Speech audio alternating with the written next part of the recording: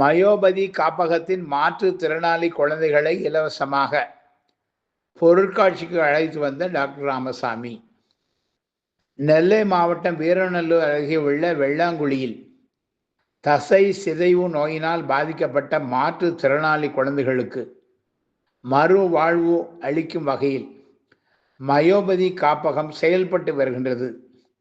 இந்த காப்பகத்தில் சிகிச்சை பெற்று வரும் சுமார் 200க்கும் மேற்பட்ட மாற்றுத்திறனாளி குழந்தைகளை மகிழ்விக்கும் விதமாக நெல்லை வண்ணார்பேட்டை தெற்கு புறவழி சாலையில் நடைபெற்று வரும் தனியார் பொருட்காட்சி நிகழ்ச்சிக்கு 4 பேருந்துகள் மூலமாக குழந்தைகளை டாக்டர் மயோபதி ராமசாமி அழைத்து வந்திருந்தார்.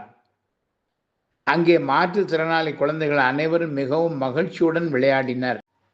அங்கு வைக்கப்பட்டிருந்த பொம்மைகள், டைட்டானிக் கப்பலின் மாதிரி வடிவங்கள் உள்ளிட்டவற்றை பார்த்து மகிழ்ந்தனர். மேலும் தாங்கள் விரும்பியதை வாங்கி சாப்பிட்டும் மகிழ்ந்தனர்.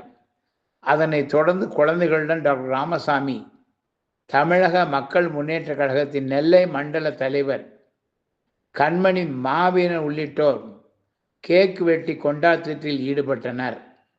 குழந்தைகள் அனைவரும் காப்பகத்தில் பணியாற்றும் பணியாளர்கள் மூலமாக மீண்டும் பத்திரமாக பேருந்துகளில் காப்பகத்துக்கு அழைத்து செல்லப்பட்டனர்.